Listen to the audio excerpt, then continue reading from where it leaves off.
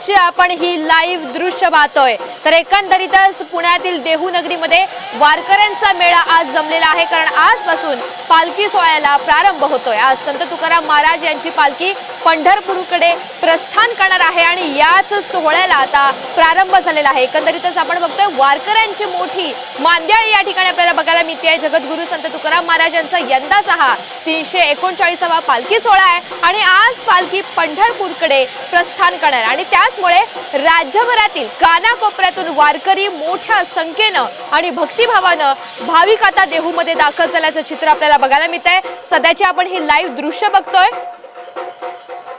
तर या प्रस्थान सोहळ्याला आता प्रारंभ झालेला आहे। मोठ्या भक्तिभावात आनंदात उत्साहात आपण बघतोय प्रस्थान सोहळा हा सुरू झालेला आहे। आज पहाटे 4:30 वाजल्यापासूनच खरं तर मंदिरामध्ये विविध कार्यक्रमांची सुरुवात ही झालेली होती आणि याच कार्यक्रमांच्या पार्श्वभूमीवर मोठी अशी जय्यत तयारी सुद्धा करण्यात आलेली होती। मंदिर आणि मंदिर परिसरामध्ये फुलांची आकर्षक अशी सजावट सुद्धा करण्यात आलेली आहे आणि सध्या आपण बघतो या प्रस्थान सोहळ्याला आता सुरुवात झाली आहे। पहाटे 4:30 वाजता शिळा मंदिरात अभिषेक सुद्धा झालेला आहे आणि आता आपण बघतोय या प्रस्थान सोहळ्याला प्रारंभ झालेला आहे। अधिकची माहिती आपण अक्षय बडवे यांच्याकडून जाणून घेऊयात। अक्षय, आपण बघतोय प्रस्थान सोहळ्याला प्रारंभ झालाय, भावकरांचा एकंदरीतच कसा उत्साह बघायला मिळतोय? निश्चितपणाने जगद्गुरू संत तुकाराम महाराज यांच्या पालखी सोहळ्याला आता सुरुवात झालेली आहे। आपण जर बघितलं तर देहू नगरी लाखोंच्या संख्येने जो वैष्णवांचा मेळा आहे तो आता दाखल व्हायला सुरुवात झालेली आहे आणि ज्या मानाच्या दिंडी आहेत त्या देखील आता पालखी सोहळ्याच्या लाईन मध्ये आता त्यांनी प्रवेश केलेला आहे। पण जर बघितलं तर संपूर्ण देहू नगरीमध्ये वारकऱ्यांची संख्या असेल, लहानांपासून ज्येष्ठांपर्यंत मोठ्या संख्येने नागरिक जे आहेत, जे फक्त पुणे नव्हे तर संपूर्ण राज्यातील कानाकोपऱ्यातून आता देहू नगरीत आलेले आहेत आणि दुपारी 2:57 जगद्गुरू संत तुकाराम महाराज यांच्या पालखी सोहळ्याचं प्रस्थान जे आहे ते पंढरपूरच्या दिशेने आता निघालेलं आहे। पहिला मुक्काम जो आहे तो तुकाराम महाराजांचा देहू मधल्याच म्हणजे मंदिराच्या शेजारी असलेल्या इनामदार वाड्यातच असणार आहे। आज काही वेळामध्ये म्हणजे साधारण 1 ते 1.5 तासामध्ये पालखीचं जे मुक्काम आहे तो या इनामदार वाड्यात असेल। पण त्याच पूर्वी आपण जर बघितलं तर पालखी सोहळा जो मुख्य मंदिरातून बाहेर जी पालखी निघालेली आहे त्या मंदिराला प्रदक्षिणा घालेल आणि त्याच्यानंतरच मुख्य मंदिराच्या प्रवेशद्वारातून पालखी बाहेर येईल आणि आपण जर बघितलं तर मोठ्या संख्येने भाविक जे आहेत ते या ठिकाणी दर्शनासाठी येत आहेत। सगळ्या वारकऱ्यांची आज जी आहे ती पंढरपूरच्या पांडुरंगाला भेटण्यासाठी लागलेली आहे आणि राज्यातील कानाकोपऱ्यातले वारकरी जे आहेत ते या ठिकाणी दाखल होताना दिसत आहेत। निश्चितच अक्षय, खरं तर इनामदार वाड्यामध्ये मुक्कामासाठी 6 वाजता पालखी दाखल होणार आहे आणि त्यानंतरचा नियोजित कार्यक्रम कसा असणार आहे? कारण काही वेळातच रात्री सुद्धा खरं तर कीर्तन जागर सुद्धा केला जाणार आहे अशी सुद्धा माहिती आहे। त्या कार्यक्रमाचं एकंदरीत नियोजन कसं असणार आहे? नक्कीच आषाढी वारीसाठी तुकोबरायांची पालखी मार्गस्थ झाल्यानंतर पहिला मुक्काम जो असतो तो याच इनामदार वाड्यात असतो।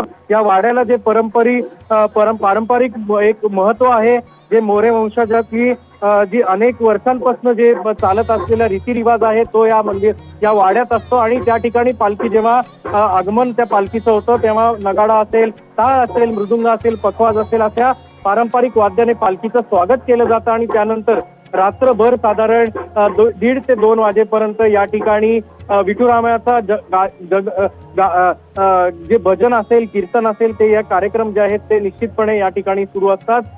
भाविकांसाठी आपण जर बघितलं तर देहू नगरी जी आहे ती आता फुलून गेलेली आहे। इंद्रायणीचा तीर जो आहे तो देखील भरलेला आहे, त्यामुळे एक चैतन्यपूर्ण वातावरण, एक प्रसन्नतेचं वातावरण आपल्याला देहूमध्ये पाहायला मिळतंय। निश्चित अक्षय, तुम्ही सोबत राहा। सध्याची आपण ही लाईव्ह दृश्य प्रेक्षकांपर्यंत पोहोचवूयात। तर आपण बघतोय देहूमध्ये वैष्णवांचा हा एकंदरीत मांदियाळी आपल्याला बघायला मिळते। तुकोबा आता विठुरायाच्या दिशेनं निघणार आहेत आणि जगद्गुरू तुकाराम महाराज यांची आषाढी वारी पालखी सोहळा आज पंढरपूरच्या दिशेनं प्रस्थान करताय। पालखी सोहळ्यामध्ये सहभागी होण्यासाठी अवघ्या राज्यभरातून लाखो वारकरी देहू नगरीमध्ये दाखल झालेले आहेत आणि सध्याची आपण ही दृश्य पाहतोय, मोठ्या संख्येनं वारकरी यामध्ये जमलेले आहेत। या पालखी सोहळ्यामध्ये कुणी अन्नदान करून तर कुणी विविध पद्धतीनं आपली सेवा ही बजावताय आणि या ठिकाणची आपण ही दृश्य बघतोय. मोठ्या संख्येनं वारकरी मंडळी यामध्ये सहभागी झालेले आहेत. विविध कार्यक्रमांचं सुद्धा सकाळपासूनच आयोजन करण्यात आलेलं होतं आणि कार्यक्रमांच्या पार्श्वभूमीवर मोठी अशी जय्यत तयारी सुद्धा करण्यात आलेली होती. मंदिर आणि मंदिर परिसरामध्ये रांगोळ्या असतील किंवा फुलांची सजावट असेल ही सुद्धा करण्यात आली आहे. आकर्षक फुलांची सजावट मंदिर परिसरामध्ये करण्यात आलेली आहे आणि आपण बघतोय तुकाराम महाराजांची सेवा करत आता हे सगळे वारकरी मंडळी पुढे प्रस्थान करतायत. जगद्गुरु संत तुकाराम महाराज यांचा यंदाचा हा 339वा पालखी सोहळा आहे आणि आज पालखी पंढरपूरकडे प्रस्थान करते आणि त्यामुळे राज्याच्या कानाकोपऱ्यातून आपण बघतोय वारकरी भाविक देहूमध्ये मोठ्या संख्येनं या ठिकाणी दाखल झालेले आहेत. भक्तिमय वातावरणामध्ये आता या प्रस्थान सोहळ्याला प्रारंभ झालेला आहे. पुण्यामधील देहू नगरीमध्ये आपण बघतोय वारकऱ्यांचा मेळा हा जमलेला आहे कारण आजपासून पालखी सोहळ्याला ही सुरुवात होते आणि त्याच निमित्तानं आता यामध्ये सहभागी होण्यासाठी, आनंद लुटण्यासाठी, उत्साहामध्ये आणि या सोहळ्यामध्ये सहभागी होण्यासाठी वारकरी मंडळी जमलेली आहेत. आज संत तुकाराम महाराज यांची पालखी पंढरपूरकडे प्रस्थान करते आणि याच सोहळ्याला आता प्रारंभ झालाय.